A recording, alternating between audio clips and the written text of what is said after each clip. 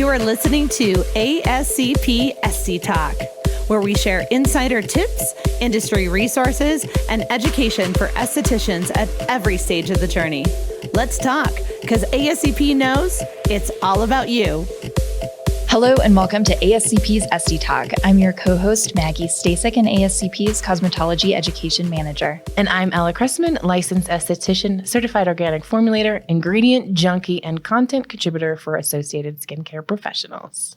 And I am Tracy Donnelly, Executive Director of Associated Skincare Professionals, and just your comic relief, hopefully. All right, guys. So my question for you today, did you guys use lip smackers back in the day? Oh my gosh, I love those for Christmas and that little candy cane, all those varieties. Yeah. Oh, I like the ones even from Avon.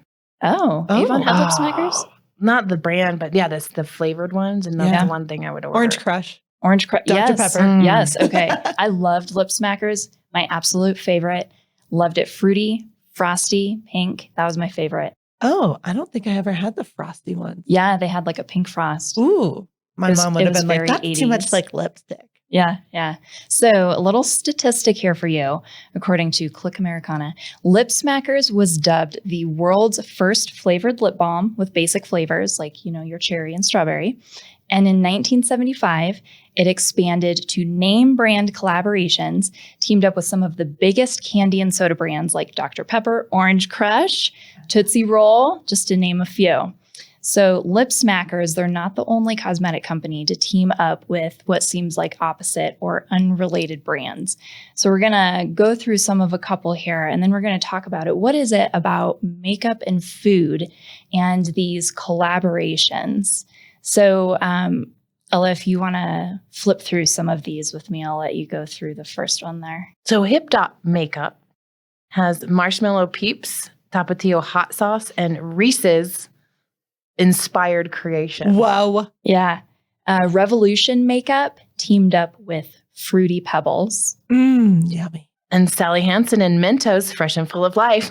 Oh, Yep. I love those. Yeah. ColourPop Cosmetics, they teamed up with Halo Top Ice Cream. If you don't know Halo Top, they're I don't. like a... Oh, yeah. my God. They're like the non-dairy one. They are. Oh, this is two checks. Yeah. Vegan. Now, ice cream. Are all these things that you guys are mentioning, are they all just chapsticks and lip No. products? No. Oh, okay. No, I'm on the these edge of are- my seat. These are like full cosmetic lines. What? Sally Hansen and Mentos, that was a nail polish. What? Mhm. So that white Mentos looking. Yeah. Smart. And we have Morphe and Lucky Charms and Coca-Cola. Elf Cosmetics, this was a big one. They teamed up with Chipotle, and then their most recent collaboration was Dunkin' Donuts that came out just this year. Okay, I could totally get Dunkin' Donuts, but Chipotle? Like, Yeah. what? Yeah, we're going to talk Are we about going to them. talk like corn salsa on your face? Totally. So one of the number one cosmetic and food brands on the list is Glamlight. The founder, she suffered from years of bullying for her weight. She started the cosmetic business to create products that was made for all. And this company almost exclusively sells beauty products that are inspired by food. So their very first eyeshadow palette was a pizza palette. Oh, I love that. Yeah. I love it. I think those colors would look good too. Yeah. Their most recent collaboration was with Hershey. And this was for a makeup line inspired by Hershey Kisses. Wow. Okay. This is the thing. I guess. So it's not just the fragrance, it's colors. It's the experience. Okay. It's what does that represent to you? Okay. So when my favorite lip smacker was Dr. Pepper because we couldn't drink pop for a while when we were kids. So that was as close as I could get to it. But in this instance with Glamlight, it's her taking power of these things that were naughty. In my opinion, this is just, I don't know her. Oh, we love a naughty cosmetic. And she's don't like, we? you know what? I can't have it, but I'm going to make, you can't tell me I can't have it. I can have it, and I'm going to make it an eyeshadow palette. So poof, take that. I'm wearing it. Yeah. Yeah. So this is my question to you. Are these companies just simply both influencers that are playing into each other's followers? Ooh, I mean, I have to tell you, I think it's brilliant for the brands to partner because it's like advertising. I mean, it's brilliant. I think that if there are certain food enthusiasts, like let's say I was a Chipotle diehard, like I loved it. And I would definitely buy that Chipotle beauty product then. I get it. I get it. I don't know that I'm the ideal consumer for these products, but I know my 7-year-old daughter would be. I was going to say, it depends on I think it plays highly on the demographic that you're going after. Yeah. So if you're thinking of Chipotle, for example, okay, lip smackers, we were younger, right? Those are important to us. If you go a little step further, I'm starting to wear makeup. I'm showcasing my independence, male or female. And you go to, but I love Chipotle. I love Chipotle so much because I'm that age that we have these brand alliances and these brand loyalties. And wait a minute, what? Well, I mean, I think Starbucks, like I think about like Starbucks should do a collaboration. I mean, those kids at 10 years old are like, I want Starbucks. I can't get enough Starbucks. I don't doubt that they will. Yeah. I bet they probably, they probably probably next. have. They probably totally. have. Because weren't they doing some cross promotion too with I know we said the Chipotle one a lot because that one for me was hard. I was like, It's just me but too. what colors? I don't understand. But we looked at it and it was guacamole green, lettuce green. Oh, okay. Brown pinto beans, and it even had sofritas in there. Yeah. So it had a little vegan it had option. the yellow for the corn. Yep. And then steak, chicken. Oh my goodness, that's it looked crazy. like it was set up like a Chipotle line. A really like nice when you go.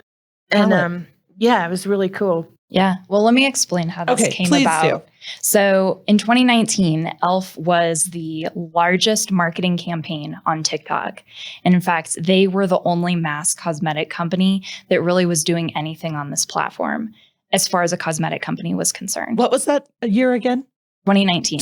Just as recent as 2019. That blows my mind. Yeah. And the only other brand in terms of size comparable to e.l.f. that was doing this was Chipotle. So e.l.f. and Chipotle said, we've got a thing going. Let's get together. Let's do a collaboration. Yeah. Some of the marketing campaigns that e.l.f. did was if you buy their compact, their eyeshadow compact, you get a free chips and guacamole. I love that. Okay, Right? maybe I'd get behind that palette now. Because you're not just going to get the chips and guacamole. You're going to get a burrito and a soda. Or the chocolate chip cookie. I've never had that. Oh my but gosh, you know what I that's mean? so Like, good. it's not like you're not just going to go in just to redeem. No. Chances are pretty slim. Yeah. Yeah. And I read that obviously it's eccentric, it's exclusive. And when this compact sold out, people were calling up customer service crying that they couldn't buy the eyeshadow. That is just so brilliant. I'm taking it all in right now. But that So awesome. exclusivity, that limited edition, limited through edition. the ages, the limited release, only available for a little bit of time, that lends to the urgency of getting it and being a part of something. I Totally. got this. And we saw that with like Kylie lip kits, even limited release, and they sold out in hours, you know? So next time I got to get it and I got to jump. There's no walking past it. There's no walking past it. You got to decide that you want it right now. Yep. Yeah, totally. So we've kind of touched on this, but why are these partnerships working? Is it simply the target markets and these companies both have the same target goals? I mean, I think we've determined it's a young demographic. Yeah. And I think also too, I mean, think about it. Chipotle, for instance, the younger demographic probably isn't paying for their own Chipotle burrito, right? But it's bringing them into the fold of being like, I'm a Chipotle loyalist. Yeah, totally. I think also you can say that companies perhaps have similar values and goals. So if you have a company that is all about sustainability, Oh, I love that. Yes. right? Yep. One of the things possibly too is that if a product is vegan or cruelty free, and we had a whole podcast that was about that as well, and you have a food company that is also offering vegan food, perhaps. Perfect partnership, Mhm. right? Absolutely. I mean, I think about, so we've talked a lot about more beauty products versus skincare products as of now, but I think to myself, I love a vitamin C product, right? I love the way it smells, or I love a coconut product. I love to slather it on because it feels like vacation. So if there were, for like my demographic, if there were something that I slathered all over my face or my body that reminded me of vacation, I mean, being nostalgic, I think that would be awesome too. Like Delta Airlines facial mist and like Sandals Resort body lotion. No, I was thinking more like Hawaiian Tropic, whatever. Or like, I think it's the W. Yeah, the W, when you go into those Ws, they always have a signature scent. Yes. And if you had a really good time at that Oh, yeah. hotel, you'd probably want to slather that scent all over you. Yeah, Or 'cause wash your it's- face with it. 100%. The olfactory system talks to the limbic system, and it's a recall of memory. All that smell is a recall of memory. So that has an effect on how you chill out and relax, and that has an effect on your skin. Like there's widely researched. Hey guys, stop. Let's take a quick break. Elibana, Australian-born, globally loved. Elibana's story is simple. They love lashes and brows. They shoot for the stars and lift lashes to new heights. Their addiction is real, their passion is popping, and there is nothing more they crave than offering excellence, service, and innovation in products. Elibana Lash Lift allows you to offer your customers luscious, lifted lashes that can last up to 12 weeks in one safe 20-minute treatment. Learn more at elibana-usa.com. Let's get back to the conversation. Yeah, you know what that reminds me of is if you look at a ton of men's care lines right now, it's bourbon and whiskey everything. Yeah. So I mean, there was a collaboration for men. This is not exactly, I don't know. I'll just tell you. So it was a bar of soap that, and I think the company is Duke Cannon. yes, that's what Yes. my boyfriend uses. They partnered with PBR, Pabst Brewing. Oh, I believe it. And so all of the packaging and the bar of soap looks like a PBR. Well, that's what they're going to do because that's sometimes complaint. I don't need a soap. Oh, it's PBR? Okay, I do. Oh, well, it made me feel like I'm at a bar. Yeah. Perfect. Interesting. Yeah. Wow, Very fascinating. interesting. I know. What a really cool topic. Yeah. Yeah, exactly. It makes me think too, like in terms of estheticians, we talked about this in our last podcast, just about cross referrals and collaborating. Yeah. We were talking about, and I forget what you called it.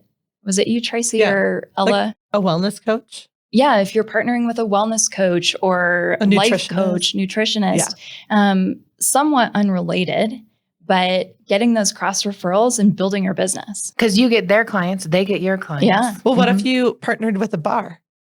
I You mean, could. like seriously, if you had a men's line that was like bourbon and whiskey, or maybe it's Duke because Yeah. bourbon and whiskey, everything, or tequila. I've seen lots of tequila products out there. I mean, hey, why not? Be like, come here, get this body treatment, and here's a coupon to go get a shot. Yeah. I think depending on what your offerings are, I think the esthetician that maybe is more focused on permanent makeup and waxings and things like that, a bar maybe goes together a little bit better. Yeah. As opposed to the esthetician that's like holistic facials and Yeah, well, maybe you go to a juice bar. yeah, totally. like Or you go to smoothie. Jamba They Juice. have smoothie inspired Yeah. skincare too. Interesting. Yeah. I have a signature scent that I diffuse in my shop. Ooh, what is this? It's Is it called proprietary. It's I'm just kidding. It's just called Ella's. It's a mix of 2 essential oils Ooh. because my tagline is a splash of skin perfection. Oh. And so one of the marketing people I had years and years ago put an orange on my branding. I was like, okay, cool. And so there's an orange scent mixed with a little bit of clove. I don't know. Ooh, so when you yeah. walk in, there's that smell. Yeah. I'm nose blind to it at this point, but people can, oh my gosh, it smells like your shop when we've been out. It smells like your shop. This reminds me of your shop. Like, oh. So on that same note then, since there's like memory with the olfactory, is that you could actually have candles made in your signature scent. You could probably have Partnering with a candle company. That's what I'm saying, and then you could sell those candles there in your shop. There's just so much you can do. I love it when we start to go down these paths because this is really where the esthetician can truly niche themselves out to really find their space, find their groove, and be inspired and excited every day about what they've created. Absolutely. I love that. My mom, when I was a kid, I had all of a sudden gained some weight. Something had happened to me, and Trauma. Yep. And she did her best, my mom, but she was thinking, oh, it's a food thing. So she got me chocolate flavored lip gloss compact, with different flavors of chocolate. Those. Oh. In order to curb my cravings, because she had read psychologically, like it was a psychology thing that there was that. So there could be something else too for those. We talked about like a demographic who is a loyalist to a brand, but there's also those who don't necessarily have access to it. Like maybe they can't afford Chipotle, but these ELF or ELF, however you pronounce it, these are, I don't even know what the price point is, but this is something they can have and they feel like a certain thing. Right? Like I think that's what I was saying about Starbucks. I mean, Starbucks is ridiculously expensive. And there's a lot of people out there who, just myself included, that I cannot see spending $5 on a beverage for a 7-year-old. But she thinks it's cool, So, but when But a lip gloss that she has all the time that she can hook onto her backpack. Yes, exactly. Or a hand sanitizer. And maybe she's 44 years old. I don't know. Maybe she is. I don't know. Look, I would do that. I'm a big fan of Starbucks.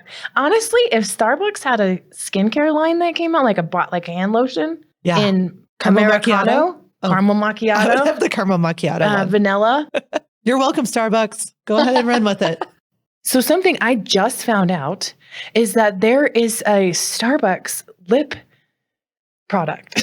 I had no idea. Well, there you go. There's a couple of them. What? One is their secret menu lip kit. Oh. Or maybe this is people who just did this on their own, but Starbucks coffee lip gloss, and it's organic from Etsy. So there's all these other options. I'm super excited right now. My mouth is watering a little bit. I'm going to clip it to my backpack because I would buy this. Yeah. I'm 44. Thank you for your honesty. Yeah, I'm 44. I had to do the math real quick. After 40, it doesn't matter. I'm in my 40s. And I would get this because for me, it makes me feel good. When I go to Starbucks, I don't need a coffee. I need a emotional hug sometimes. A pick-me-up. Yeah, right? the ritual of going, getting it. So it's more to me, the ritual of it, the emotional experience of it than anything. So when we look at even these other companies like Glamlight, wow, that's fantastic. I think it's good. And I would support that cause, even if I didn't, I don't really need even a if it wasn't shaped. for you. I love it. Yeah, I think it's fantastic. And any time that there's new and different products out there, I mean, I know I'm paying attention. Yeah, I think that's what it does, is it captivates your attention where you're going to look and see, what is this?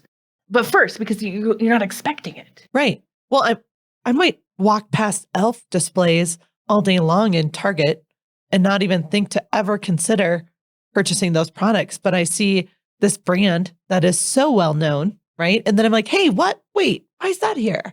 So, I mean, even if I don't end up purchasing that specific product, it now has made me go, oh, what's this e.l.f.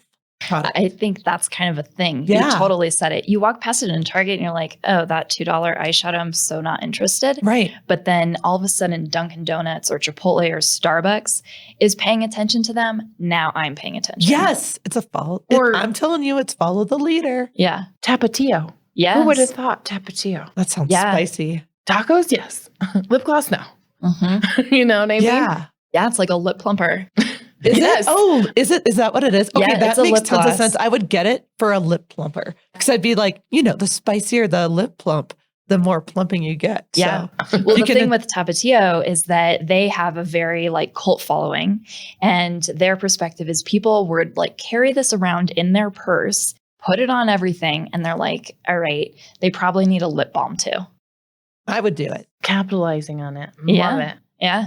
I think the only thing I would say is the ingredient junkie resident here. Okay, here we go. Turn Debbie it over, look at Downer. the No, I'm ingredients, just kidding. and make sure there's no talc, whether it's eyeshadow or blush or anything else. Make sure there's no talc in it. Are there any weird different preservatives that you would have to put in some of these lip balms to support these strange ingredients?